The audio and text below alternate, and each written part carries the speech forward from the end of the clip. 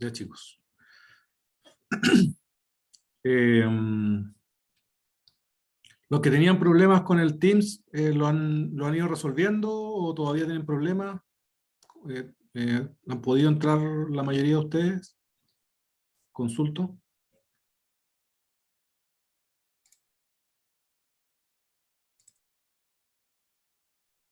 O sea, yo he podido, pero no sé los chiquillos si hay alguno que tenga problemas todavía. Ya, de todas maneras, yo subí el, en el Cibeduc está el link a la carpeta que está en el Teams.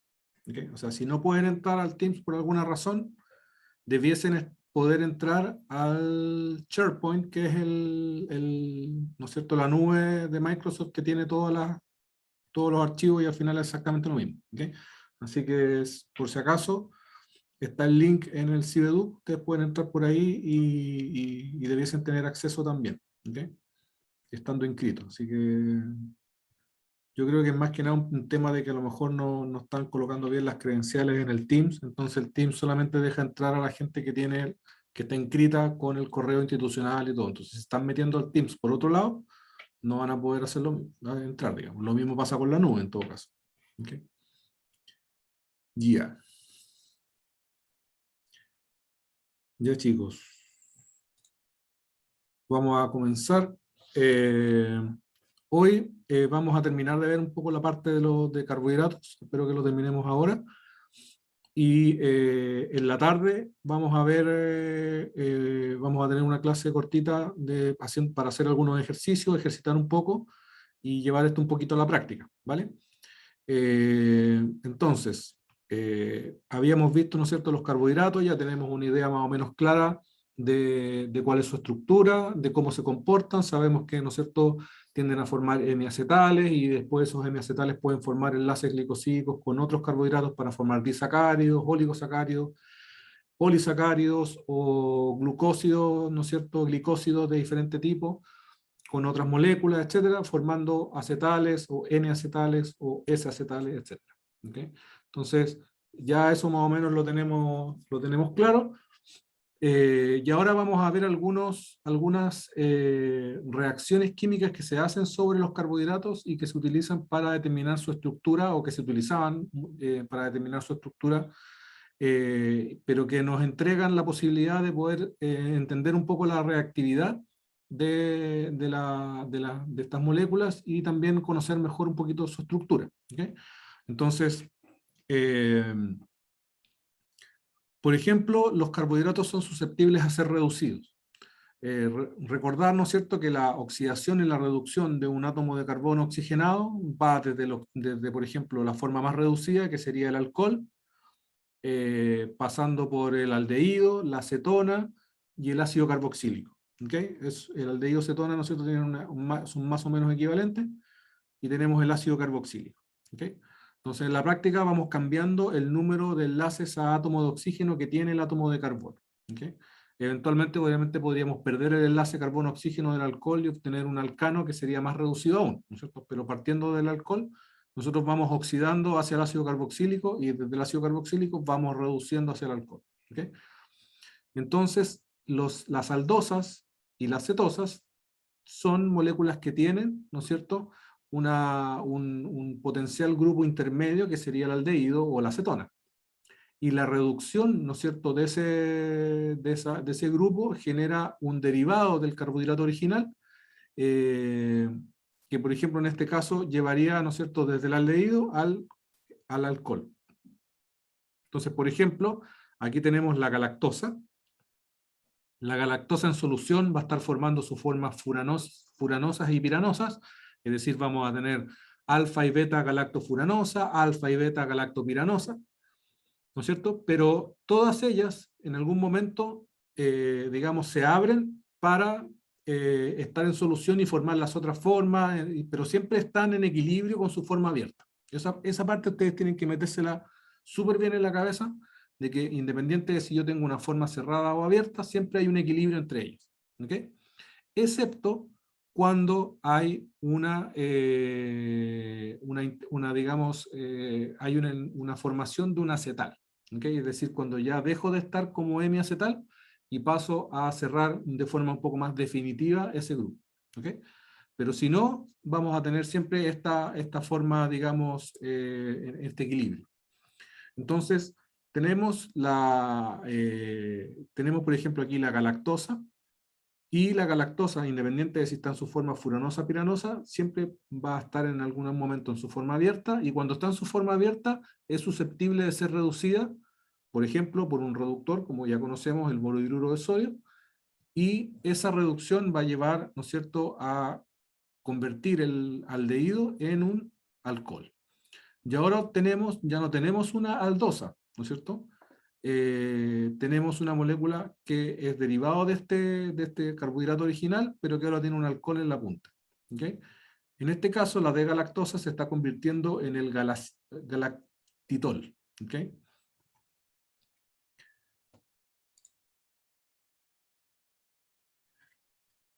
Entonces ahí hay una pregunta, dice, el galactitol que se forma por reducción de la D-galactosa con borohidruro de sodio en la ecuación anterior, ¿es ópticamente activo?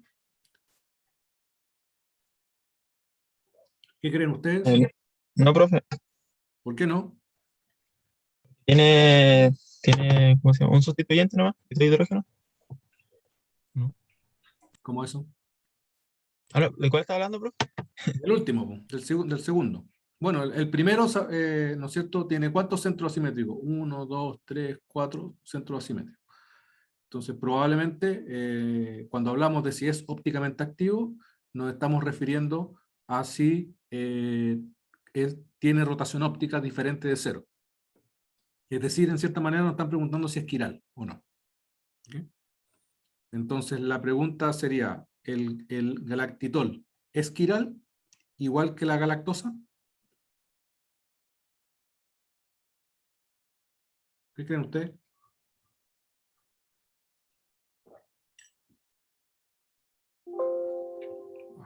En lo que piensan voy a colocar ¿Sí, eh, profe? la...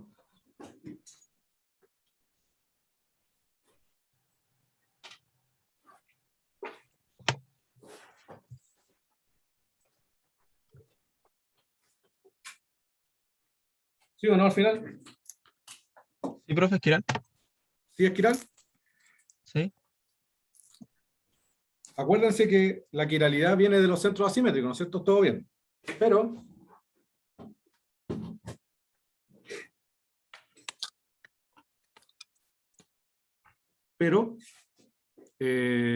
tienen la posibilidad de tener planos de simetría. Recuerden que las moléculas quirales que tienen un plano de simetría, es decir, que yo las puedo dividir por la mitad y son iguales para un lado que para el otro, dejan de ser quirales. ¿Por qué? Porque cuando coloque una imagen especular al lado, ese plano de simetría va a permitir que la imagen especular que yo genere sea superponible en la otra. ¿Ok? Entonces, de hecho, si ustedes se recuerdan, esa era la manera que nosotros teníamos, por ejemplo, de saber si una molécula, o sea, si una letra es quiral o no. ¿No es cierto? Nosotros decíamos, por ejemplo, tenemos la A, y nosotros sabemos que la A no es quiral porque tiene un plano de simetría aquí en el medio. ¿Ok? Pero sabemos, por ejemplo, que la B, ¿no es cierto? Así como está dibujada ahí, es quiral, porque si yo coloco una imagen especular aquí, ¿no es cierto?, me da una B, ¿no es cierto?, que es diferente, que en el espejo se ve distinta. Obviamente aquí no estamos hablando de la tridimensionalidad, porque si esto yo lo doy vuelta me queda igual, pero no se entiende, digamos, de que estoy hablando en dos dimensiones solamente. Entonces, aquí hay un plano de simetría, ¿ya? Y lo que sucede acá es que aquí también hay un plano de simetría, ¿ok? Y ese plano de simetría no existe aquí, ¿no es cierto? No existe aquí porque el aldehído hacía de que esto fuese distinto con esto otro. Por lo tanto, aquí no había un plano de simetría porque lo que estaba acá era distinto de lo que estaba acá. Pero si yo me voy acá al otro lado, me encuentro que al convertir el aldehído en un alcohol, hice que si pusiera que ambos lados quedaran iguales. Y el galactitol no es quiral. Y por lo tanto, la rotación óptica, ¿ya?, de esto es igual a cero. No tienen antiómeros, hay una sola versión del galactitol. ¿Okay? ¿Vale? ¿Se entendió?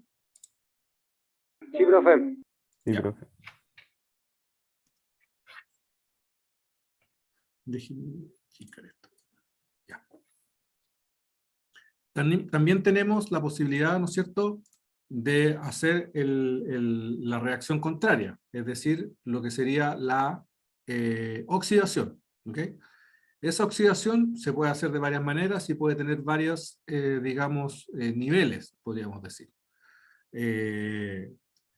Por ejemplo, si nosotros tenemos un aldehído cualquiera y lo colocamos en una reacción con cobre más 2 y en medio básico, nosotros podemos hacer una reacción para llevar el aldehído, pasar el cobre más 2 a cobre más 1, ¿ya? Y reducir en la práctica el cobre y que el aldehído se oxide. Y esa oxidación lleva desde el aldehído a su forma más oxidada, que sería el ácido carboxílico. En medio básico tendría que ser el ion carboxilato, ¿no es cierto? La sal, podríamos decir. ¿Ya? A este reactivo se le conoce como el reactivo de Benedict. ¿Ok? Y en cierta manera es el reactivo que permite, ¿no es cierto?, saber si digamos, carbohidrato es o no reductor. Es uno de los dos que comúnmente se utiliza, ¿ya? Yo les hablé del reactivo de Tollens, que genera digamos, esta forma típica, ¿no es cierto?, del espejo de plata, pero también está el reactivo de Benedict, que es el que da, que yo también se los comenté, que con cobre daba una especie como de polvo de ladrillo, digamos. Se pierde el color azulino y se genera una especie como de polvo de ladrillo. ¿Okay? Entonces, eso nosotros lo podemos ver en un tubo de ensayo. ¿Okay? Entonces, las cetosas tienden a estar siempre en equilibrio con una forma aldosa. ¿Okay? Entonces las cetosas también tienen la posibilidad de dar positivo al test de Benedict o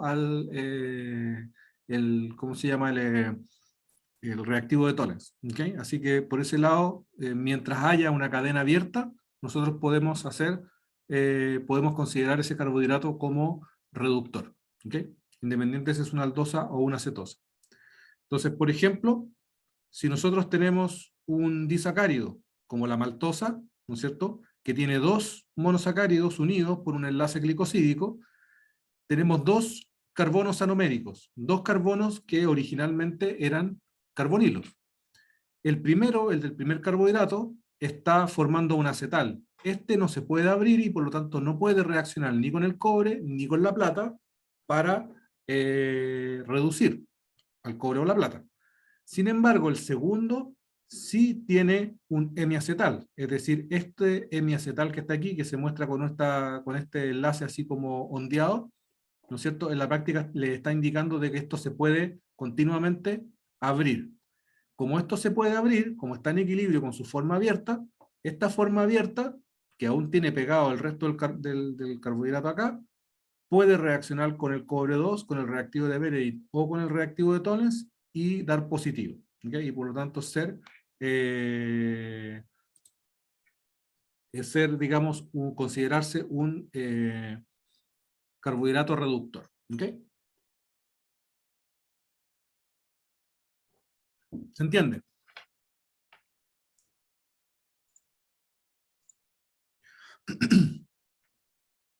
Entonces, cuando ustedes tienen un glicósido, es decir, un carbohidrato que formó un acetal, digamos, pasó de un hemiacetal a un acetal, por ejemplo, este es un metilglucósido, o por ejemplo, cuando ustedes tienen un disacárido y este disacárido se está uniendo entre sí mediante un enlace glicosídico que une ambos carbonos anoméricos, y por lo tanto ninguno de los dos carbonos anoméricos tiene la posibilidad de abrirse, porque ambos están en la forma acetal, entonces se dice que son no reductores porque ninguno de ellos tiene la posibilidad de tener un aldehído, ¿no es cierto?, presente y actuar como reductores, ¿okay? Y por lo tanto no son azúcares reductores.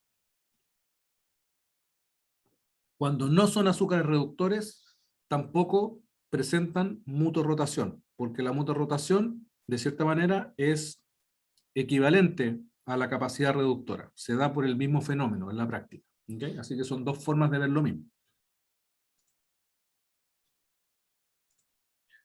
Entonces, hay algunas otras reacciones que se pueden ir, digamos, haciendo y que son interesantes. Por ejemplo, está la reacción con bromo, que también es una reacción de oxidación. Si ustedes se dan cuenta, digamos, el compuesto tiene ahora una forma de ácido carboxílico y lo que se obtiene es lo que se conoce como ácido aldónico. ¿Okay? Entonces, podemos tener la desilopiranosa, ¿ya? O que viene de la silosa, y que la silosa se convierta en el ácido silónico, ¿okay? Que sería el ácido aldónico de la silosa. ¿Okay? ¿Qué fue lo que cambió? El aldehído que estaba aquí ahora se convirtió en un ácido carboxílico. ¿Okay?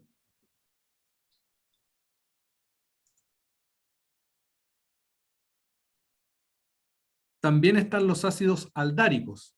Los ácidos aldáricos se producen por la oxidación no solo del carbono del aldehído, sino que también del CH2OH final de la estructura, y eso ya se hace con ácido nítrico. ¿Ya? El ácido nítrico y un poquito de calor permite la oxidación de ambos grupos, tanto del aldehído como el del alcohol primario. ¿Ya? Los alcoholes primarios son mucho más susceptibles a ser oxidados que un alcohol secundario, como por ejemplo cualquiera de estos alcoholes que está acá. ¿Okay?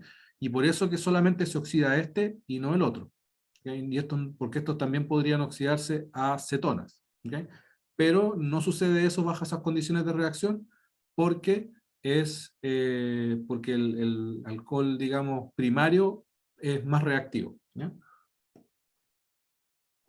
Entonces, a diferencia del ácido aldónico, el ácido aldárico es un diácido carboxílico, o un ácido dicarboxílico. ¿Vale?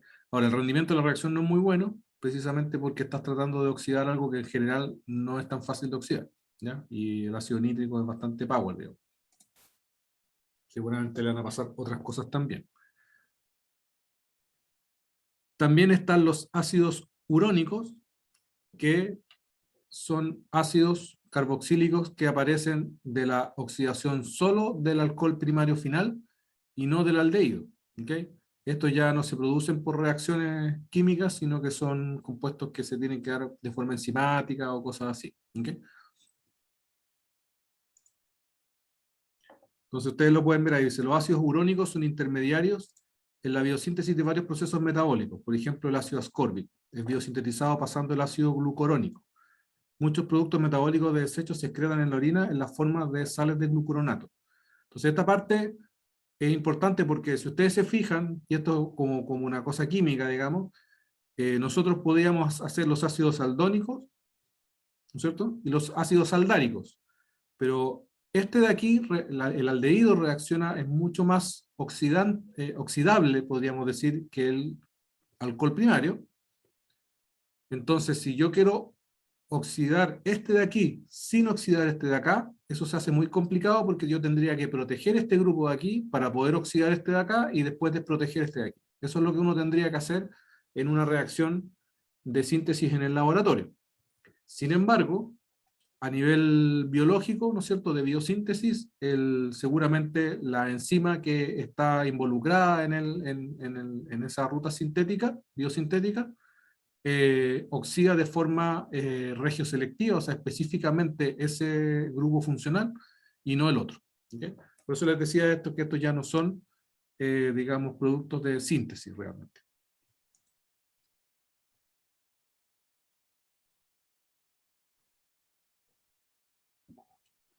Otra cosa interesante es la posibilidad, ¿no es cierto?, de hacer reacciones con los carbohidratos y hacer estiramientos, por ejemplo, de la cadena. Y eso se puede hacer a través de las reacciones con cianhidrinas, para la formación de cianhidrinas, ¿ya? que se hacen con ya sea ácido cianhídrico o cianuro de sodio y otras condiciones. ¿Okay? Entonces ahí nosotros habíamos visto la formación de cianhidrina sobre aldehídos y cetonas, y ahí lo que sucede es que el grupo ciano, ¿no es cierto?, ataca al aldehído, esto se va a abrir, ¿no es cierto?, y obtengo un nuevo centro simétrico, que es este carbono que estaba acá, ahora con el grupo ciano, el hidrógeno y el OH.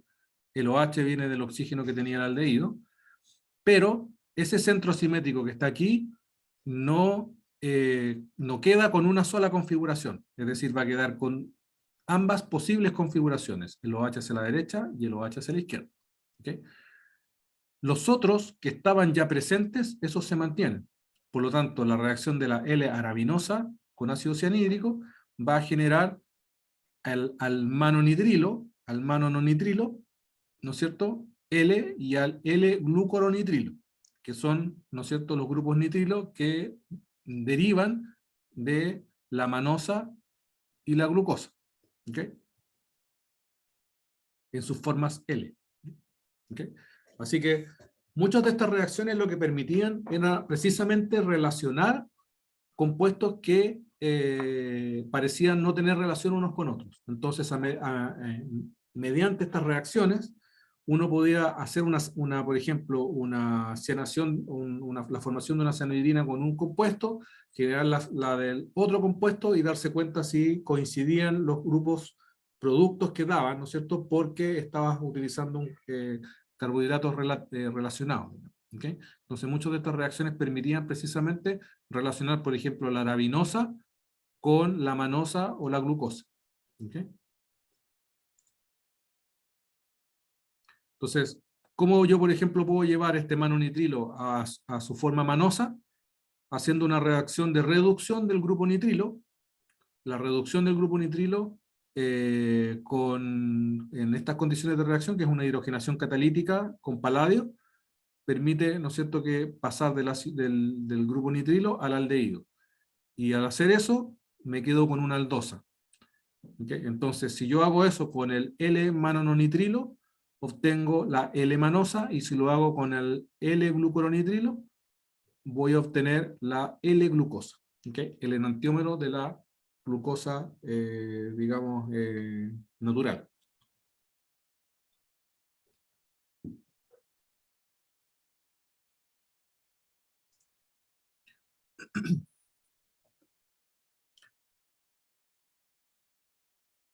Ok, entonces, aquí hay algunas reacciones que se pueden dar bajo ciertas condiciones, digamos, de solución. Por ejemplo, esta es una reacción de epimerización, que se llama, que es cuando uno de los centros asimétricos termina con una orientación distinta a la original por las condiciones de reacción, o las condiciones de solución. ¿Okay? Entonces, por ejemplo, la glucosa tiene, ¿no es cierto?, una serie de OH, derecha, izquierda, derecha, derecha, ya sabemos, pero el carbono que está alfa al carbonilo, en este caso el aldehído, es potencialmente ácido, el hidrógeno que está aquí. ¿Okay? Y cuando hay un medio lo suficientemente básico, se puede dar que ese hidrógeno salga, se capte, se forme este aldol, este enodiol que está aquí, ¿ya? Y después, de forma natural, se recapte el protón y se produzca un equilibrio entonces entre el que tenía la orientación original y el que ahora tiene la orientación contraria. ¿Por qué contraria? Porque cuando entra el hidrógeno de vuelta, el agua, digamos, entra de vuelta, en la práctica no tiene una preferencia. Entonces, había una preferencia originalmente, pero después, al producirse el equilibrio, obtengo ambas preferencias. Entonces, si yo tomo la glucosa y la coloco bajo estas condiciones, lo que va a suceder es que una parte de la glucosa se va a convertir de forma natural en manosa. ¿Okay?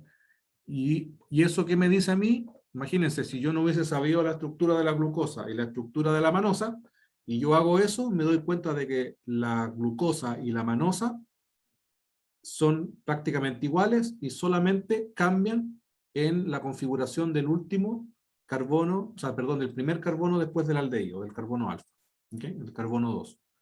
Entonces, eso yo lo pude saber mediante esta reacción. ¿Ok? Entonces, así era como se iba determinando cuál era la orientación de los grupos que tenían cada uno de los carbohidratos cuando originalmente no se conocía la estructura de los carbohidratos en general. ¿Ok? Así que tienen que ponerlo todo como en ese contexto. ¿Ok? Entonces, a estos compuestos que nosotros los llamamos comúnmente como diastereoisómeros, en el caso, ¿no es cierto?, de un solo centro asimétrico específico, se le conoce también como epímeros. ¿Ya? Y esa palabra es muy, digamos, muy utilizada en las ciencias biológicas para, digamos, precisamente procesos de epimerización, para caracterizar compuestos que, por ejemplo, entraron un fármaco, por ejemplo, que entró a un sistema biológico, y por los procesos de metabolismo, este compuesto se convirtió en digamos, cambió uno de sus centros asimétricos y se convirtió en un epímero. ¿Okay? Entonces a eso se le llama epimerización.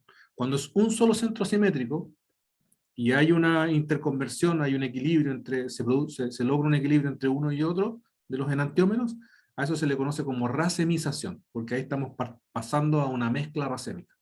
Pero como en este caso estamos cambiando solo un centro, entonces no podemos hablar de una mezcla racémica, sino que tenemos que hablar de un epímero, y por lo tanto hablamos de una epimerización. ¿Okay? Así que es súper común esa caracterización de moléculas. ¿Okay? La van a encontrar mucho en la literatura científica por si acaso.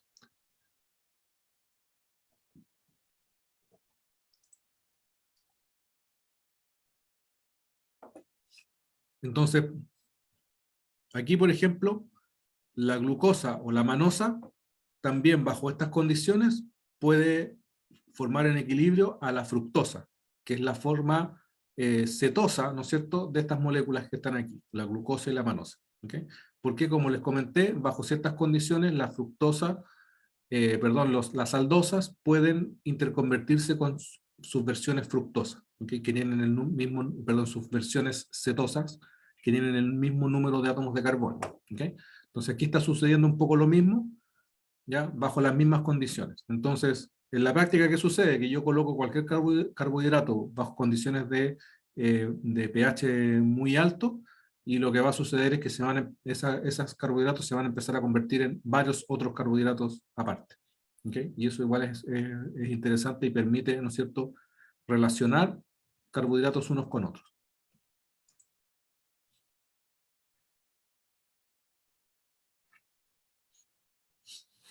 Entonces, aquí hay algunas reacciones también. De esta no me acuerdo mucho cómo era la cosa. A ver, déjenme mirar. Claro, aquí por ejemplo tienen un ejemplo. Tienen la D-glucosa 6-fosfato, ¿no es cierto? Que es la glucosa que simplemente tiene un grupo fosfato en el OH terminal, digamos.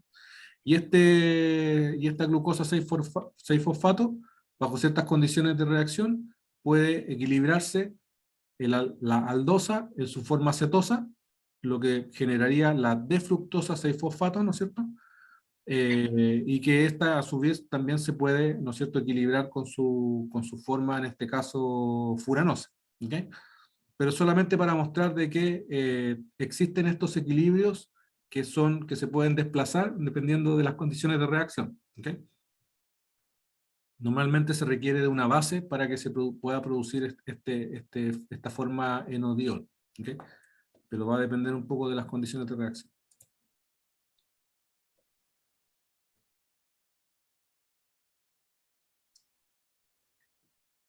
Aquí, por ejemplo, tenemos una fructosa que es una 1,6-difosfato, es decir, ambos OH terminales, el del carbono, ¿no es cierto?, que originalmente era el carbono 1, 2, 3, 4, 5, 6, está como fosfato, 6, y ahora el carbono 1 también están como fosfatos. Cuando reaccionan con una aldolasa, perdón, una enzima, esta aldolasa rompe este tipo de moléculas justo en este enlace que está acá, generando, ¿no es cierto?, por un lado un aldehído y por otro lado un alcohol. ¿Okay? Estas ya son reacciones enzimáticas. Entonces, ese tipo de reacciones enzimáticas también se pueden utilizar porque yo de esta manera puedo saber, ¿no es cierto? Cuando obtengo esto voy a obtener el digliceraldehído 3-fosfato. Por ejemplo, si yo quiero conocer cuál es la configuración absoluta de este centro que está aquí, yo elimino el fosfato, obtengo el gliceraldehído y voy a saber que es el D-gliceraldehído, ¿okay? Porque puedo medir su rotación óptica. Y así pude saber, por ejemplo, cuál era el centro simétrico, cuál era la configuración del centro simétrico que tenía esta molécula originalmente, la fructosa, si era D o era L. Y así puedo designar a la fructosa como D-fructosa. Entonces, a través de estas reacciones, como les comento nuevamente, se podía saber, por ejemplo, si un carbohidrato correspondía a la serie D o a la serie L. ¿Okay? Mediante este tipo de reacciones que en la práctica se conocen como correlación química, que es cuando uno va haciendo reacciones y termina en una molécula conocida. Entonces uno dice, ah, esta molécula proviene, entre comillas, químicamente de esta otra de acá. Y ahí hice una correlación química. ¿Okay? Hay reacciones también que se pueden hacer sobre los carbohidratos para cambiar sus propiedades físicas. Por ejemplo, una reacción muy típica es en lo que se conoce como la peracetilación, ¿ya? Que es cuando uno acetila todos los grupos OH que están dentro de la estructura de la molécula. Por ejemplo, la alfa-D-glucopiranosa, si la colocamos en un medio de anhídrido acético en piridina, vamos a obtener la 1, 2, 3, 4, 5, 4, 6 penta o acetil alfa-D-glucopiranosa. ¿Ya? Ahí, de forma natural, se va a producir, ¿no es cierto?, la formación de un pseudoacetal, podríamos decir, en donde todos los grupos OH están con sus formas éster. ¿Okay? Aquí, por ejemplo, hay una metilación. Aquí es una acetilación y aquí hay una metilación. ¿Ya? En este caso tenemos el alfa-D-glucopiranósido de metilo, es decir, ya tenemos la forma, digamos, acetal. Y utilizamos un agente metilante, en este caso el yoduro de metilo, con un catalizador y generamos, ¿no es cierto?, una reacción de metilación en donde lo que vamos haciendo es hacer reacciones, podríamos decir, son sustituciones nucleofílicas, en donde los OHs atacan al grupo metilo y sacan al yoduro y se generan los compuestos metilados. Y ahí tenemos un compuesto que está totalmente metilado, el 2,3,4,6 tetraometil alfa-D-glucopiranósido de metilo. Metilamos todos los grupos. Esto cambia considerablemente las propiedades físicas del carbohidrato, porque estos carbohidratos son compuestos superpolares, porque tienen muchos OHs, pero estos compuestos de acá son bastante menos polares, porque yo tapé, entre comillas, todos los grupos oxígeno, y por lo tanto lo hago bastante menos polar. ¿Okay?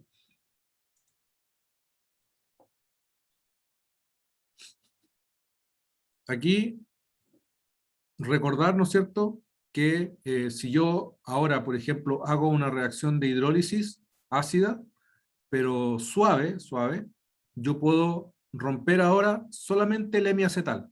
¿Okay? Los éteres, son bastante, digamos, resistentes a la hidrólisis ácida, y por lo tanto yo puedo, bajo estas condiciones, abrir nuevamente el sistema que estaba cerrado como acetal, y generar el hemiacetal, y por lo tanto, ¿no es cierto?, abrir ahora una molécula que tiene todos sus grupos, ¿no es cierto?, metilados, excepto el grupo que originalmente había generado la ciclación. Esto es interesante porque si ustedes se fijan, y ustedes miran ahora la molécula abierta, está como marcado qué grupo fue el que estaba generando la acetilación, o sea, la ciclación. Entonces, digamos que, por ejemplo, nosotros tenemos un carbohidrato cíclico, que no sabemos si está, por ejemplo, como furanosa o como piranosa, y está formando un glicósido con otra molécula, por ejemplo. Yo puedo hacer una reacción de metilación, metilo todos los grupos de la molécula, y después hago una hidrólisis ácida que rompe el glicósido, permite la abertura del ciclo, Y ahora analizo, por ejemplo, con alguna técnica, qué grupo OH es el que está ahora como grupo OH y cuáles son los grupos que están metilados. Todos los grupos que estaban originalmente expuestos se metilaron, y el único que ahora va a aparecer como no metilado va a ser el OH que estaba formando el ciclo. En este caso, ¿no es cierto? Como está formando una piranosa, entonces va a ser el oxígeno en el carbono 5. 1, 2, 3, 4, 5. Si esto mismo yo lo hago no con la forma piranósida, sino que con la forma furanosa, el OH que se utiliza para la forma furanosa es el del carbono 4. Por lo tanto, este de aquí estaría metilado y este de aquí estaría como un OH. Entonces yo puedo saber si ese glicósido estaba formándose por una forma piranósida o por una forma furanósida. ¿Okay? Así que eso es interesante también.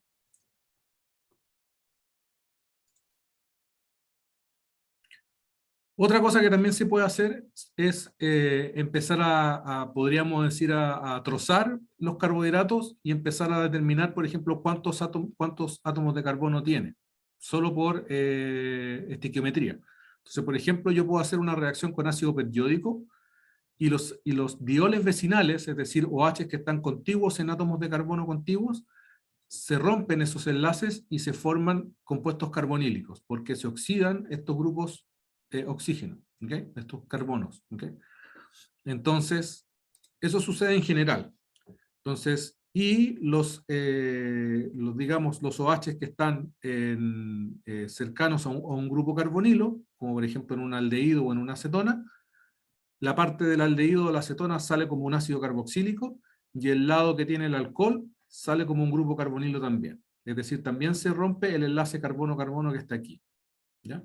Entonces, sabiendo eso, nosotros podemos aplicar esto a un carbohidrato, ¿ya? Y podemos ubicar pequeños grupos de ruptura y analizar cuáles son los productos. ¿Okay? Entonces, por ejemplo, aquí nosotros podemos ver que este compuesto carbonílico que está aquí, al tratarse con ácido periódico, se rompen esos dos enlaces que están ahí, se obtienen los dos compuestos carbonílicos más el ácido fórmico que queda aquí en el medio, que es el que está aquí en el medio, porque se oxida por un lado, se forma el carbonilo, pero por el otro lado obtengo, ¿no es cierto?, el hidrógeno y obtengo el ácido fórmico. ¿Okay? Entonces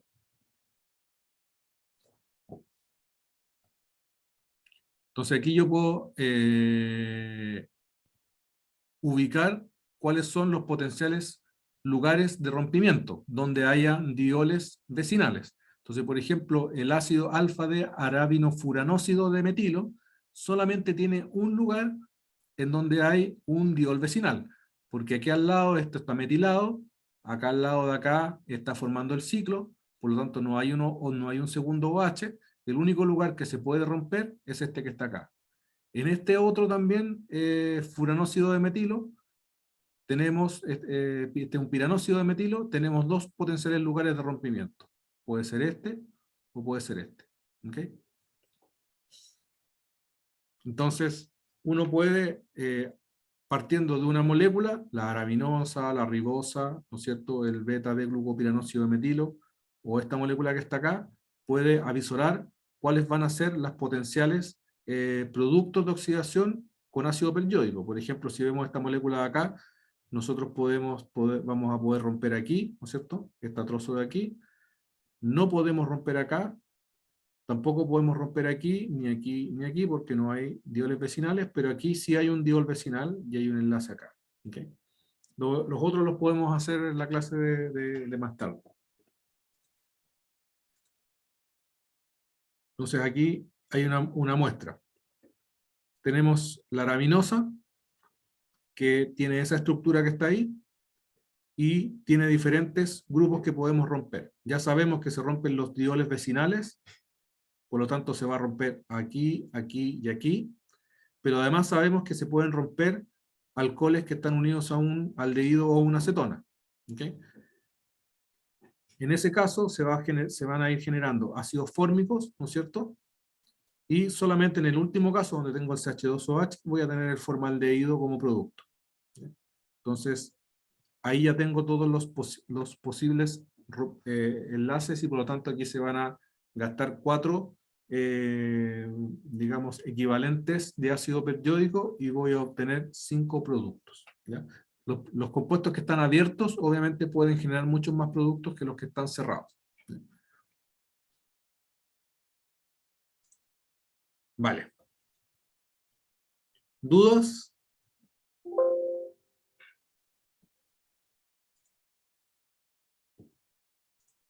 ¿Todo bien?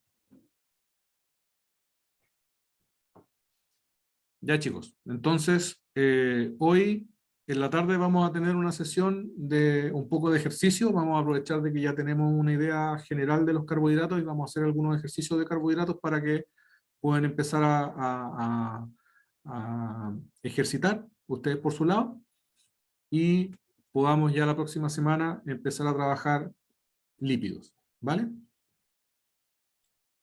Vale, profe. ¿A qué hora es? ¿10 para las 4? Sí. Ya. Ya, chicos, 10 para las 4, entonces nos vemos. Profe, no se olvide de subir la clase, por favor. Ya, sí, es lo que se corta y se hace el tema, lo subo. Ya, chicos, nos vemos en la tarde entonces. Que esté bien. Vale, Chao. chao, chao. Chao, profe. Chao, profe, gracias. Chao.